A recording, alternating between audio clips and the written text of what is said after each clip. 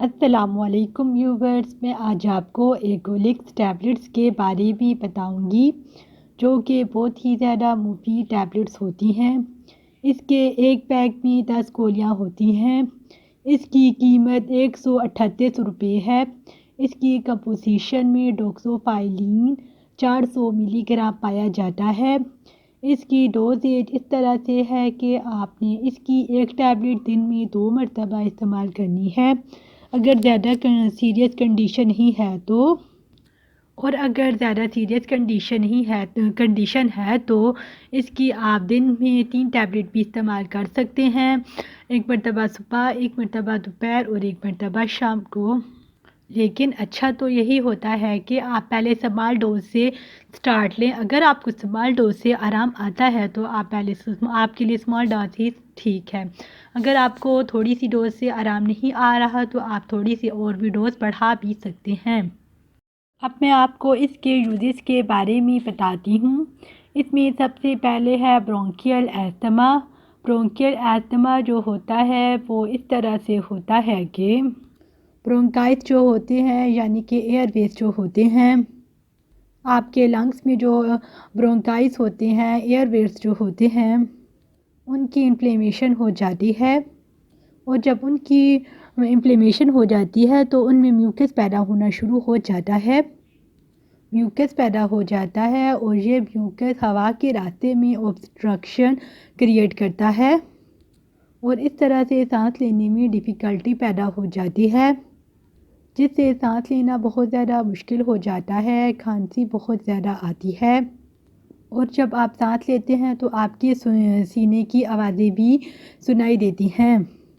یہ جو ہے ایگولیکس، یہ برونکیال ڈائلیٹر کی طرح کام کرتا ہے اور آپ کے جو برونکائٹ ہے ان کو اوپن کرتا ہے اور ہوا کو آسانی سے ان میں سے گزرنے دیتا ہے۔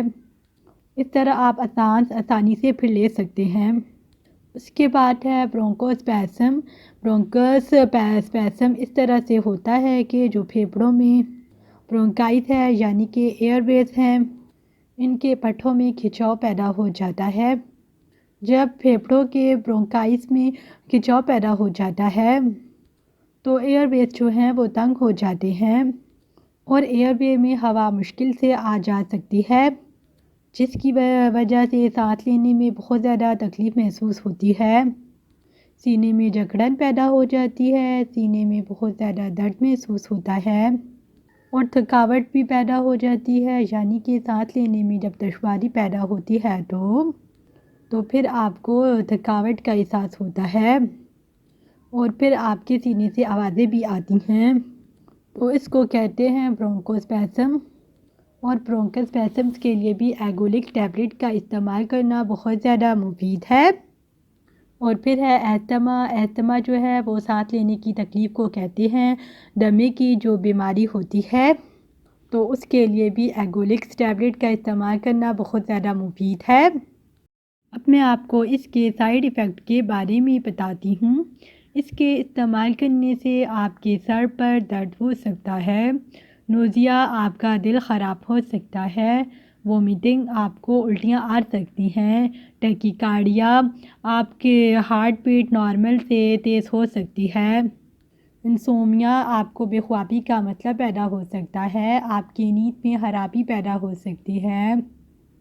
ایگولیکس ٹیبلٹ کے استعمال کرنے سے آپ کے پیٹ میں درد بھی ہو سکتا ہے اور آپ کا دل بھی جل سکتا ہے، یعنی کہ آپ کو سینے میں جلن بھی محسوس ہو سکتی ہے، اور پروٹینوریا کا مسئلہ بھی ہو سکتا ہے۔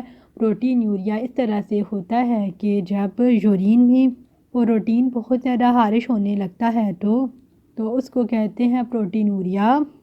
یورین جو ہے آپ کا فومی قسم کا ہوتا ہے، اس میں جھاگ ہوتی ہے، جھاگ بھی محسوس ہوتی ہے اور اس میں ببلز بھی نظر آتے ہیں، تو یہ اس وجہ سے ہوتا ہے کہ یورین میں پروٹین خارج ہو رہا ہوتا ہے، جس کا نقصان گردوں کو بہت زیادہ ہوتا ہے، اس سے گردوں کی بیماریاں بنتی ہیں۔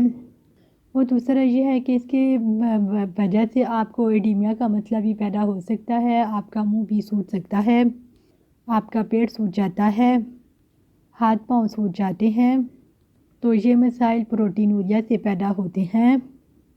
پھر اس کے بعد ہے ہائپر گلائسیمیا۔ تو ہائپر گلائسیمیا کا مطلب یہ ہے کہ آپ کے بلڈ میں گلوکوز زیادہ ہو جاتا ہے، اور جو گلوکوز ہوتا ہے وہ انرجی میں کنورٹ نہیں ہو سکتا، کیونکہ انسولین جو ہے وہ پھر کم ہونے لگ جاتا ہے۔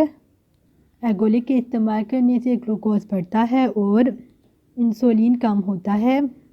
گلوکوز جب بڑھ جاتا ہے تو وہ انرجی میں کنورٹ نہیں ہو رہا ہوتا ہے، اور وہی گلوکوز جو ہے وہ باڈی کے اندر جمع ہوتا رہتا ہے، وہ شوگر کی بیماری پیدا کر دیتا ہے آپ کی باڈی میں۔ تو اسی لیے ایگولکس کے استعمال کرنے سے آپ کو ہائپر گلائسیمیا بھی ہو سکتا ہے، یعنی کہ گلوکوز کی مقدار آپ کے خون میں زیادہ ہو سکتی ہے، جس کی وجہ سے آپ کو شوگر بھی ہو سکتا ہے۔ اس لیے میں آپ کو کہتی ہوں کہ اگر زیادہ ضرورت نہیں ہے تو ٹیبلٹ کا استعمال کم سے کم کرنا چاہیے، لیکن اتنا بھی کم نہیں کرنا کہ آپ اس کا علاج کے لیے کریں تو کریں، مگر سائیڈ ایفیکٹ کے ڈر سے اتنی بھی کم نہ کریں، بس نارمل سی ڈوز رکھ لیں، لیکن پھر بھی اپنی کنڈیشن کو دیکھ کر ضرورت کے مطابق ہی میڈیسنز کا استعمال کرنا چاہیے۔ اب میں آپ کو اس کے کانٹراڈیکیشنز کے بارے میں بتاتی ہوں کہ کون کون سے پیشنٹ کو ایگولیکس ٹیبلٹ کا استعمال نہیں کرنا چاہیے۔ تو وہ پیشنٹ جن کو ڈوکسوفائلین سے کسی بھی قسم کی الرجی ہے تو وہ پیشنٹ ایگولیکس ٹیبلٹ کا استعمال نہ کریں۔ دل کے مریض بھی ایگولیکس ٹیبلٹ کا استعمال نہ کریں، اور وہ پیشنٹ جن کو پیپٹک السر ہے، یعنی جن کے پیٹ میں السر ہے یا آنتوں میں السر ہے، تو وہ پیشنٹ بھی ایگولیکس ٹیبلٹ کا استعمال نہ کریں۔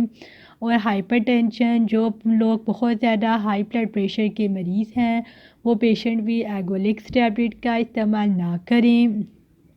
کڈنی ڈیزیز، جن لوگوں کو گردوں کی بیماریاں ہیں تو وہ پیشنٹ بھی ایگولیکس ٹیبلٹ کا استعمال نہ کریں۔ لیور ڈیزیز، جن کو جگر کی بیماریاں ہیں تو وہ پیشنٹ بھی ایگولیکس ٹیبلٹ کا استعمال نہ کریں۔ اور جن کو ہائپر تھائرائیڈزم کا مسئلہ ہے، جس میں انسان کی باڈی میں تھائرائڈ جو ہے وہ بہت زیادہ ہو جاتا ہے، تو اس کو کہتے ہیں ہائپر تھائرائیڈزم، تو جس کی وجہ سے آپ کو ٹیکیکارڈیا ہو جاتا ہے۔ ٹیکیکارڈیا یعنی آپ کے دل کی دھڑکن بہت زیادہ تیز ہو جاتی ہے، آپ میں بے چینی سی، انزائٹی سی پیدا ہو جاتی ہے، اور آپ کا وزن بہت زیادہ کم ہو جاتا ہے، اور عورتیں جو ہیں ان میں ماہواری کا مسئلہ پیدا ہو جاتا ہے، یعنی ماہواری irregular ہو جاتی ہے۔ اسی طرح جن لوگوں کو ہائپر تھائرائیڈزم ہوتا ہے تو ان کے پٹھوں میں بہت زیادہ کھچاؤ پیدا ہوتا ہے، اور ان کی باڈی میں ٹریمرز پیدا ہو جاتے ہیں، ان کو بہت زیادہ کپکپاہٹ محسوس ہوتی ہے۔ اور اسی طرح جو لوگ بوڑھے ہوتے ہیں ان کو بھی ایگولیکس ٹیبلٹ کا استعمال نہیں کرنا چاہیے، یعنی 65 سال سے بڑی عمر کے جو لوگ ہیں وہ بھی ایگولیکس ٹیبلٹ کا استعمال نہ کریں۔ امید کرتی ہوں کہ آپ کو ہماری یہ ویڈیو اچھی لگی ہوگی۔ اگر آپ کو ہماری یہ ویڈیو اچھی لگی تو پلیز میرے چینل کو سبسکرائب کریں اور بیل نوٹیفیکیشن میں کلک کریں۔ تھینک یو، اللہ حافظ۔